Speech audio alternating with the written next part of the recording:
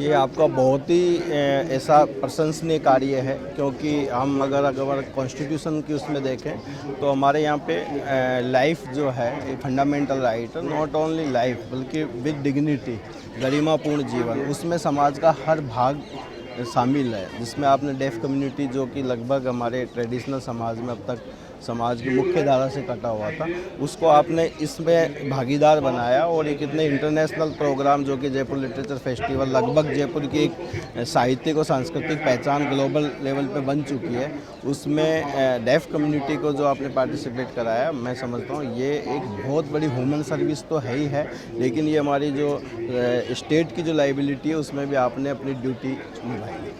क्योंकि आप विधिक सेवाओं से जुड़े हुए हैं, तो ये जो हम एविडेंस एक्ट की बातें कर रहे हैं या न्याय सबके लिए की बात हम करते हैं, तो मैंने अभी कुछ दिन पहले जयपुर के एक परिसर में कहीं लिखा हुआ देखा कि न्याय सबके लिए, तो क्या हमारी जुडिशल व्यवस्थाएं भी अब एक्सेसिबल हो गई हैं?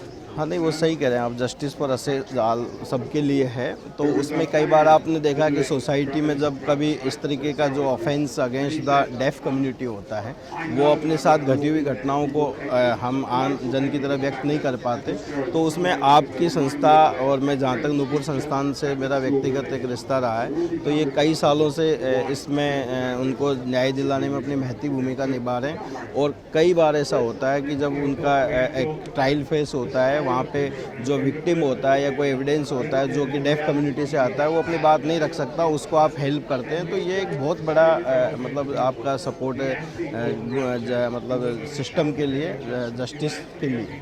सर एक महत्वपूर्ण बात और जो जितना मैं आपको जानता हूँ, आप हमारे बारे में जानते हैं, तो मुझे अच्छे से मालूम है apart from your job responsibility, आप पोइट भी हैं, आप कवि भी हैं और कविताओं के माध्यम से बहुत गहरी बातें जनता तक पहुंचाने की बात करते हैं। तो मुझे बताएं कि जो धर्म राज्य की मैं बात नहीं कर रहा हूँ, मैं भारत की बात कर रहा हूँ जी।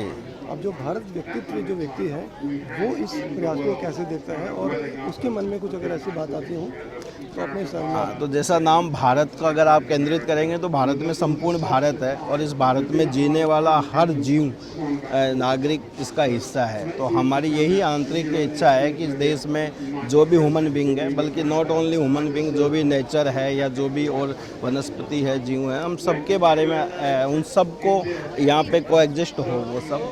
और विशेषकर ह्यूमन बीइंग में जो भी कोई पार्ट किसी भी प्राकृतिक कारण से वो हमारी मेन स्ट्रीम से अगर छूटा है, तो उसे हमें सबको साथ लेके चलना चाहिए। ये जो ह्यूमन ड्यूटी भी है, और ये हमारा चूँकि रूल ऑफ लॉ है हमारे देश के अंदर, तो ये लॉ की भी यही मंशा है।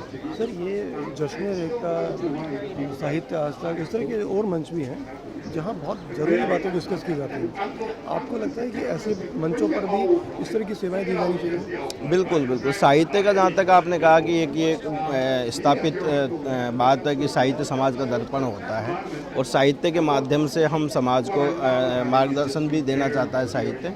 तो साहित्य में भी इस तरीके की रचनाएं हो भी रही है, नई पीढ़ी लिख भी रही है, जिनमें इस तरीके के डेफ कम्युनिटी के लोगों को भी उसका कैरेक्टर बना के वायदा अपने नॉवेल या कहानी या पोइम, वो उनको उनकी जो समस्या है उनको समाज के बाहर लाते हैं। उससे समाज में विमर्श होगा और नए लोग उसके बारे में अच्छे हल ढूंढेंगे कि वो कैसे मुख्य धारा में उन्हें जोड़ा जा सके। बहुत बढ़िया सर। हमने कुछ और खास लोगों से मुलाकात की, लोगों ने अपने अपने तरीके से अपनी अपनी बात रखी, बट नो डाउट आपका जो पक्ष रखने का तरीका है वो बहुत ही सराहनीय है। नहीं, ऐसा कुछ नहीं है। कि बहुत जल्दी ही ये सारी व्यवस्थाओं के अंदर हम इसे इंक्लूसिव करें। जी जी, बहुत धन्यवाद, थैंक यू आप सबका, नूपुर संस्थान को मेरी ओर से और सबका। हमारे साथ थे धर्मराज भारत, जो कि कवि हैं और देश में बहुत सारे बड़े मंचों पर जा चुके हैं, और आज हमें अवसर मिला आपसे बात करने का, आपकी राय जानने का, इस हमारी खास कम्युनिटी के लिए धन्यवाद।